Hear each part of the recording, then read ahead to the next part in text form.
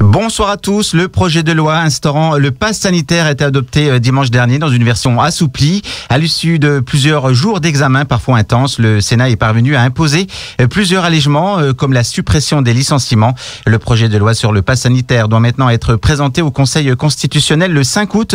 Pour en discuter, je reçois Loïc Hervé, sénateur de la Haute-Savoie. Bonsoir. Bonsoir. Alors, vous êtes fermement opposé au passeport vaccinal. Est-ce qu'on se dirige vers une vaccination obligatoire pour tous les Français ? C'est un risque que nous ayons cette décision à prendre au mois d'octobre. Je précise d'ailleurs que je suis vacciné et pour la vaccination. Je suis opposé au pass sanitaire et je pense que même si je n'étais pas forcément favorable à l'idée, je pense que la vaccination obligatoire se comprendrait mieux que la généralisation de ce pass sanitaire. Au moins, ça aurait le mérite de la clarté. Mais le gouvernement n'était pas prêt à faire ce choix maintenant. Je pense que nous aurons ce choix à faire au mois d'octobre. Le gouvernement prend un très gros risque à plaider pour cette généralisation ? Oui, parce qu'il y a des questions à la fois de principe et des questions pratiques. Sur les principes, c'est la première fois dans notre histoire nationale qu'on va exiger un document qui justifie d'un état de santé, qui parfois même sera corroboré avec un document d'identité. Et sur la dimension pratique, c'est qu'on est en train de transformer tout un tas de professions en contrôleurs de données et d'informations qui n'ont pas normalement à connaître. Et quelque part, on va créer deux catégories de Français, les vaccinés et les non-vaccinés. Alors ceux qui sont contre la vaccination d'une part, mais aussi ceux qui n'ont reçu qu'une dose de vaccin ou ceux qui pour des raisons médicales ne peuvent pas avoir accès au vaccin. Est-ce qu'il y a un risque que ce pass sanitaire aggrave la crise ?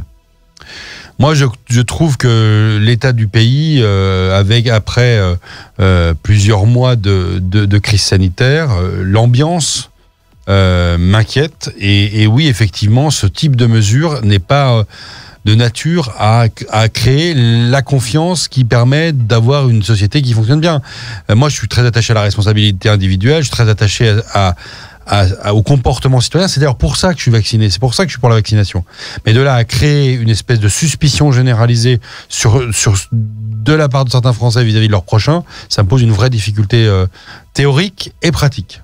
Les sénateurs ont demandé des garanties financières pour les entreprises touchées par le pass sanitaire ?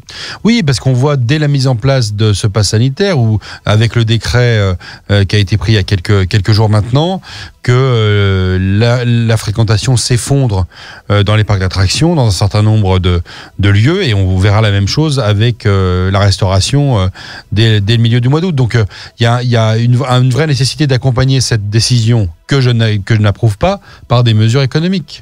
De nouvelles manifestations sont prévues contre la mise en place du pass sanitaire. La semaine dernière, plus de 6000 personnes dans les rues du département. Cela vous inquiète ? Non, les manifestations m'inquiètent pas en soi. Je n'y participerai pas parce que je pense que le rôle des parlementaires n'est pas d'être en tête de cortège. Les Français ont le droit de manifester, c'est un droit constitutionnellement protégé. Et je tiens à vous dire que je ne partage pas certains excès. Le port de l'étoile jaune est juste une horreur. De pouvoir comparer les deux, ça n'a aucun sens. Et puis certaines attaques contre le président de la République, contre certains élus, on a le droit d'être pour le pass sanitaire. Moi, je suis contre, mais on a le droit d'être pour. Et on a le droit d'être pour la vaccination obligatoire. Moi, je suis pas forcément sur cette ligne-là. Mais je pense que dans notre pays, il faut qu'on respecte la démocratie. Et bien la démocratie, ça, c'est le droit de manifester, mais il faut pas non plus que cela se traduise par des excès. Il y a des élus qui vous soutiennent, ça se passe comment sur le terrain en Haute-Savoie notamment ? Alors, il y a beaucoup d'élus qui sont sensibles aux conséquences de la mise en place du pass sanitaire, et puis il y a des élus qui pensaient à peu près comme moi, c'est-à-dire qui pensent que sur le plan des libertés publiques, ça pose des difficultés. Donc j'ai beaucoup d'échanges plutôt privés avec les élus. C'est sûr que c'est un sujet qui clive. Donc il y a des Français qui sont pour, il y a des Français qui sont contre. Et donc moi, j'ai choisi d'affirmer mes positions en respectant celles des autres, tout le temps. Donc je suis obligé d'avoir des positions qui sont pesées au trébuchet pour ne pas choquer, ou du moins pour être uniquement sur le plan des idées. Donc je ne suis pas dans les thèses complotistes, je ne vais pas appeler à l'insurrection, mais je pense que dans une période comme la nôtre, il faut que des personnes s'expriment, et en particulier les parlementaires qui font la loi. Étant membre de la commission des lois, membre de la CNIL, c'est des sujets que je connais bien, et malheureusement je sais trop quels sont les risques et les risques vers la société de contrôle social. Alors, je vais dire la société à la chinoise, pas forcément, mais société dans laquelle le contrôle social des citoyens par d'autres citoyens ou par l'autorité publique se généralise. Et ça me préoccupe énormément. On le disait, donc vous êtes contre le pass sanitaire, mais vous êtes vacciné. Et pour la vaccination, alors plusieurs personnes hésitent encore à se faire vacciner. Comment les convaincre? Les premières personnes qui doivent se faire vacciner vraiment rapidement, c'est les personnes porteuses de comorbidité et les personnes âgées. Là, on a vraiment un problème en France, c'est qu'il reste encore un nombre non négligeable de personnes dans cette catégorie qui doivent être vaccinés rapidement. C'est eux qui risquent d'engorger les services hospitaliers et de réanimation parce que c'est eux qui risquent de développer des formes graves de la maladie. Donc ça, c'est le premier élément et ça, vraiment, faut insister là-dessus. Et puis ensuite, il y a la population générale pour limiter la propagation du virus. Et donc moi, j'encourage les Français qui ne l'ont pas fait à se faire vacciner. Les Français se méfient de plus en plus des vaccins. Que répondez-vous aux personnes qui disent que l'efficacité des vaccins n'est pas concluante, voire dangereuse? Alors, je ne suis pas du tout sur ces théories-là. Je pense que dans l'histoire de l'humanité, depuis Pasteur, la vaccination a apporté plus de bienfaits que de méfaits.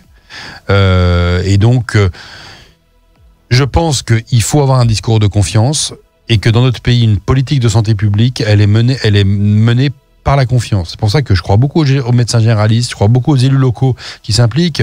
Ici à Sierre, il y a un centre de vaccination. Je crois beaucoup à ce travail de terrain, de persuasion, plutôt qu'à une coercition qui va imposer des choses parce que les Français vont vouloir partir en vacances, parce que les Français vont vouloir avoir une vie à peu près normale, donc ils vont se plier à ces contraintes-là. Et ben moi, je préfère la confiance à la contrainte. Beaucoup de choses circulent sur les réseaux sociaux, notamment. Ça inquiète.